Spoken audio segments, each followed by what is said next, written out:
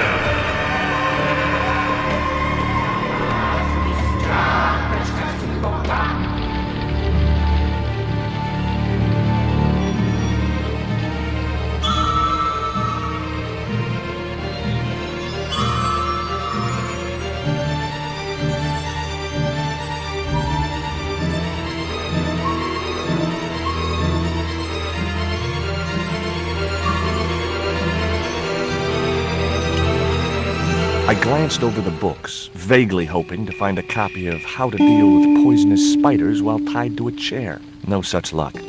But I noticed one corner of the bookcase was supported by a loose block of wood.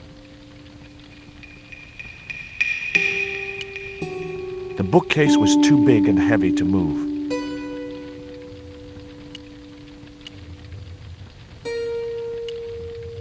The block of wood had been used to replace the original foot of the bookcase.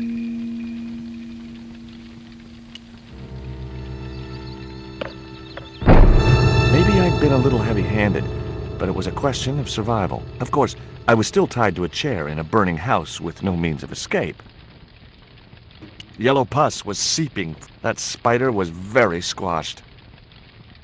I wasn't touching that spider. The bookcase had been anchored to the wall by a protruding metal bracket. It had sheared off as the bookcase had fallen, leaving a jagged edge.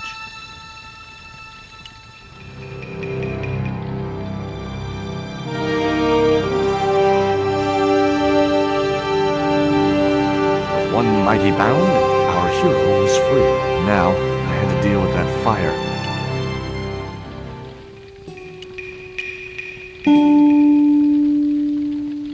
The bureau had a sliding lid.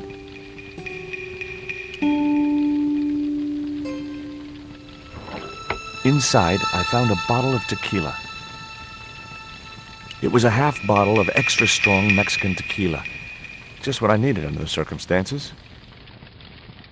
Normally, I didn't drink strong spirits, but today was far from normal. Ew. Disgusting. Not only did the tequila burn like hell, I just managed to stop myself from swallowing the worm. It was a closed drawer. In the drawer was a small decorated pot.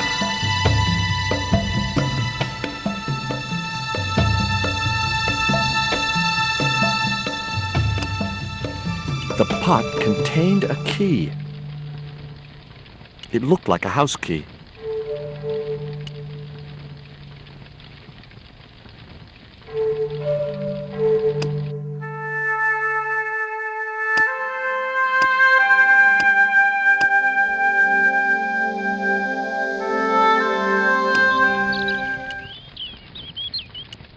It was a needle-sharp dart with a flight of green and yellow feathers.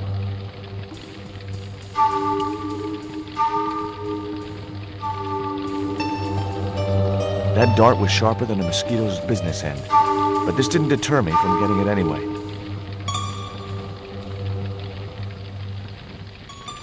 It was Nico's bag.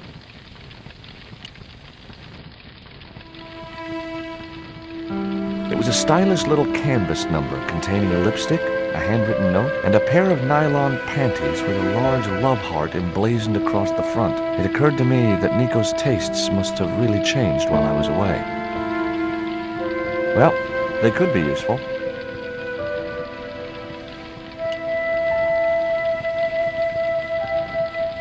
It was the box that spider had crawled from. I wasn't going to touch the box after that spider had been inside it. It was a soda fountain, perfect for mixing with drinks or squirting at clowns.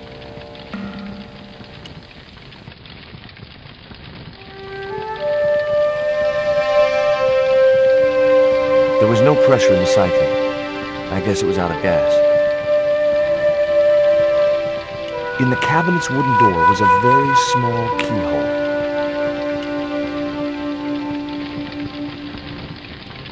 The cabinet was locked.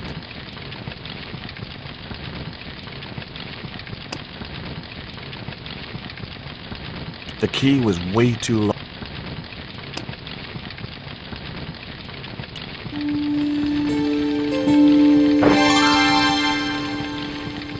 As I released the lock, something blew the doors open. It was a small metal cylinder.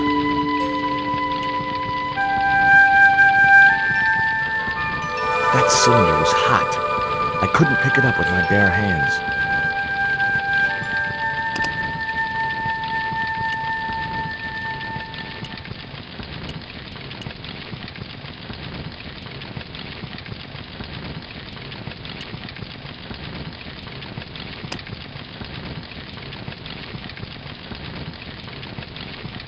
The panties I'd found in Nico's bag were just what I needed to wrap around the hot cylinder.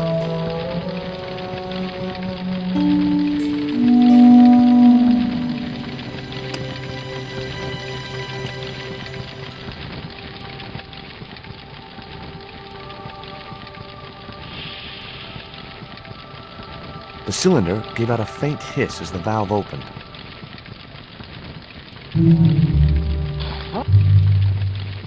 Now I had one primed up and ready to use extinguisher.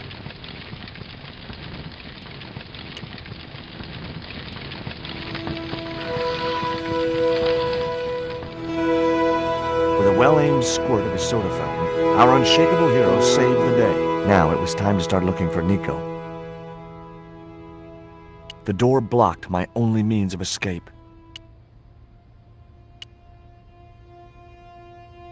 I wasn't going to burn myself on that red-hot doorknob, and it wasn't the time for subtlety.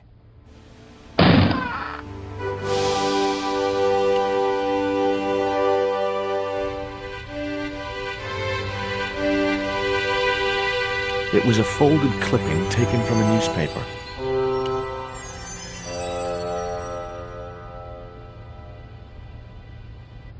I'd found a piece of newspaper folded in two.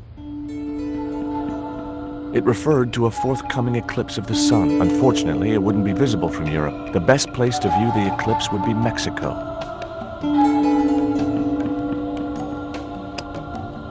I guess I had no business reading the note, but I figured it might give me a clue to what Nico was involved in. It was from Lobineau, the history student Nico had known at college. The letter was sentimental mush, and revealed that the exotic lingerie, as he called it, was a gift from him. It gave his telephone number. Lobineau figured himself as a rival for Nico's affections, but I couldn't believe that that creep was in the running. It was the newspaper clipping referring to the imminent eclipse. Wrapped inside it was another small piece of paper. It was a bank statement for Ubier's account from an automatic telling machine. The last 5 withdrawals were for large amounts, and all made in Marseille. It was Ubier's bank statement.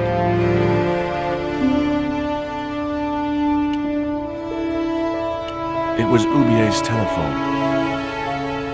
Much as I disliked him, Lobineau might be my only hope of finding Nico.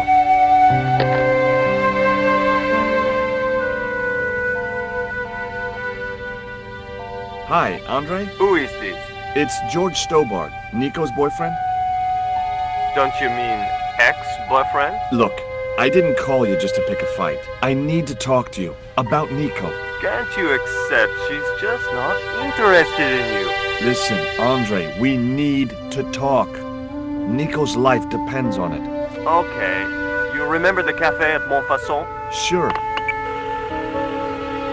Andre? You better show, you creep. I felt an irrational urge to wipe my ear.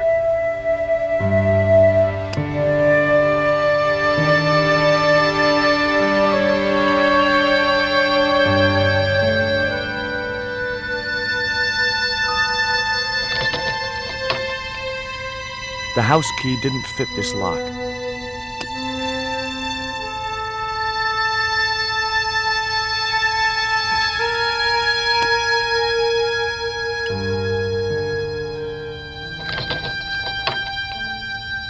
The tiny point was only of use for picking small.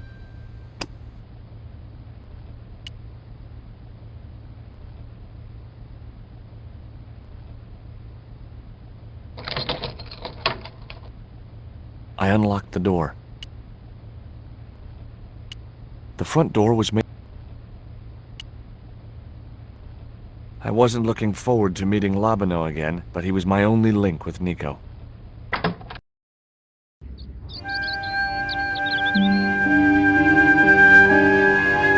There was no sign of Lobineau when I got to the cafe. I decided to order a coffee and wait for him.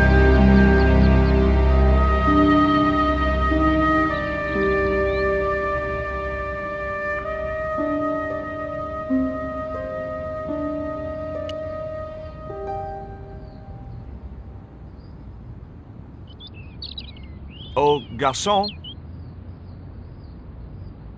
He ignored me. I'm sure it was deliberate. The man at the next table looked somehow familiar. Pardon me, but don't I know you? Huh? You were here the day I found the catacombs. I was? Ah, yes. I remember you. Yeah. Are you still in the police force? No, not anymore. I'm a man of leisure. And what brings you back to Paris? I'm waiting for an acquaintance. Bon. And you have found another. Will you share a bottle of wine with me? Hey, listen, I'd love to, but I need to keep a clear head. So my company isn't good enough for you. Have you ever heard of a Professor Oubier? No, monsieur. I don't recall the name. Well, apparently he's an expert on Mayan art and history. A little out of my field of experience, monsieur. If he'd been a serial killer or a sodomite, I might have been able to help.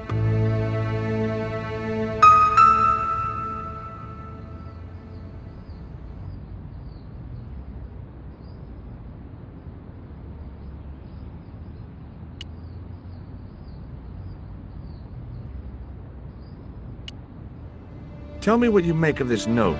By years of experience, I gained a pretty good insight into handwriting. I'd say that note was written by a compulsive, obsessive type with an Oedipus complex. Hey, you got just about everything apart from the ponytail. What do you make of this news cutting? Orphanage supplied fast food chain? No, it's the article above that. Oh! Total eclipse of the sun. Well, that's very dull in comparison. I don't know anything about eclipses. What do you make of this dart? I remember a case where the victim was killed with just such a device. The poison acted in seconds, causing his body to swell up like an inflatable life raft. Why did you leave the police? I was forced to retire. The golden handshake. Only in my case, it was more copper than gold.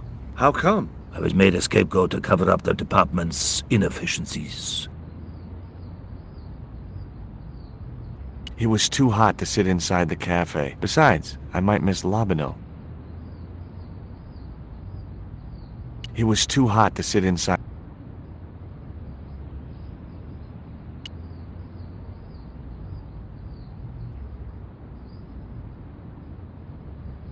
Hey, you. Quoi? I'd like a cup of coffee if you don't mind. When I finish serving this gentleman.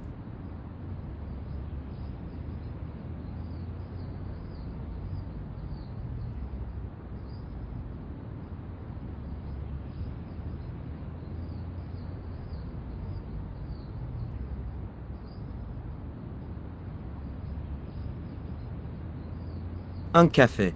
Thanks. Look at this. A poison dart. Ah oui, sure. It's the real thing. Knocked my girlfriend out cold in a matter of seconds. Romantic. Sounds like a real close relationship you have going. Do you know that man over there? I should think so. He's a regular customer. Have you heard of Professor Oubier? Oui.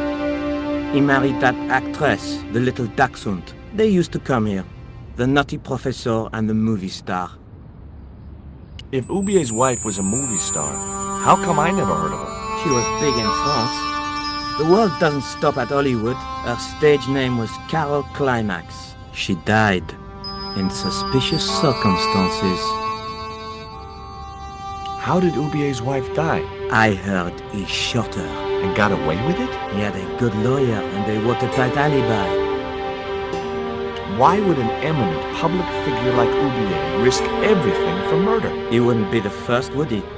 Besides, people like him always get off. Do you know a guy called André Lobineau? Oui, I know him. What of it? Well, I'm supposed to meet him here. Did I miss him? No, I have not seen him today. That's all. Thank you.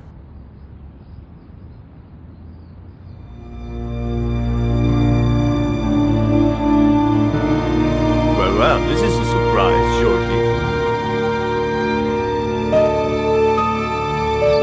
I wouldn't normally call you. But Nico's in trouble, Andre. Deep trouble. You have to help me find her. What? What have you dragged her into this time? It was you that recommended Professor Oubier as an expert on Mayan art. Now his butler has kidnapped her. And he tried to kill me. Every time she gets involved with you, there is trouble. Walking out on her was the best thing you could do. My father was dying, damn it. I had no choice. Well, she soon recovered once she went back to her old friends. Drop it, Andre. Right now, Nico's in danger, and we have to work together.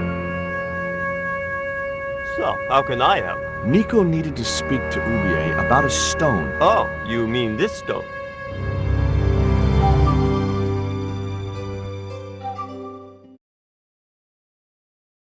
So that's what all the trouble's about. Precisely. Nico told me to guard it with my life. Well, it's worth more than that, surely. Oh, very funny. What's funny is that your life really is on the line. What are you talking about? The stone is a Mayan artifact, dummy, and the guy who kidnapped Nico was from Central America. It was the stone they were after. Oh my god, you mean I could be in danger too?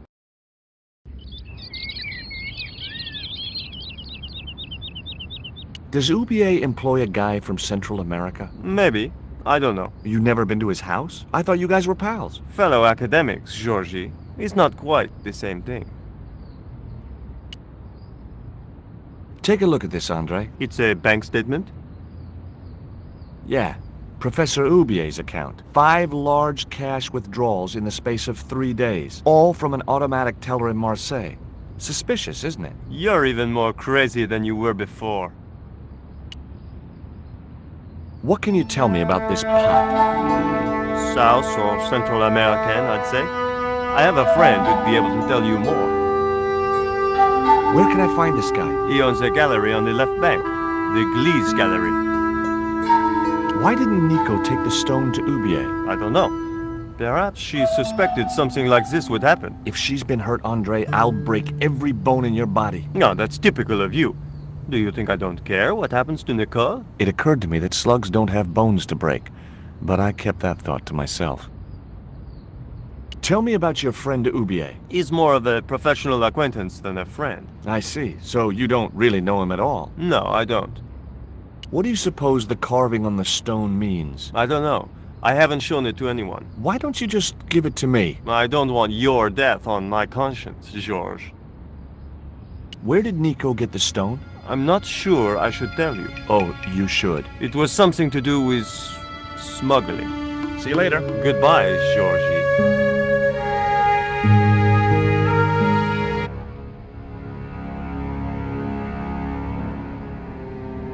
I've had enough of your games, Kala. Tell me what you've done with my stone. I thought your business was simply smuggling cocaine, Karzak. Why are you so interested in that stone? Either you tell me what I want to know, or Pablo here will make you talk. Okay. Well, I figured someone at the university would be able to help. So I had a word with one of my girlfriends, and she told me her boyfriend was a lecturer. I sent the stone to the Department of Ethnology. You know, I figured it was South American, so... You're not buying this, are you? That's enough! I don't have time to listen to your mindless prattle. We'll leave you to think it over. Come the morning, you'll be ready to talk.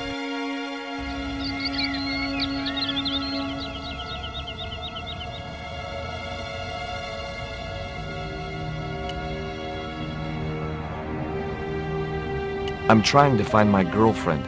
She's been kidnapped. Kidnapped? Yeah, it was our first day back together after many months. That's too bad. My God, that's depressing.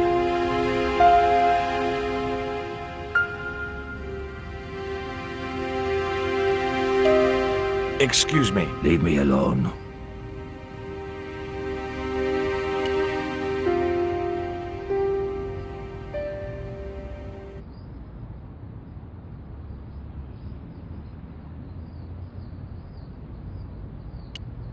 Excuse me. What? I'd been looking forward to seeing my girl, but she wanted to rush off to see some professor. I see. And you think she's having an affair with this professor? Look, forget it. It doesn't matter.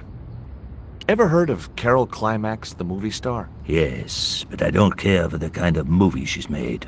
It's smut like that which has caused the moral decline of the Western world. Is it true that Carol Climax was murdered by her husband? First I heard of it. I thought she just retired. Do you miss being a gendarme? Yes, of course I do. When I wore that uniform, I commanded respect. Not anymore.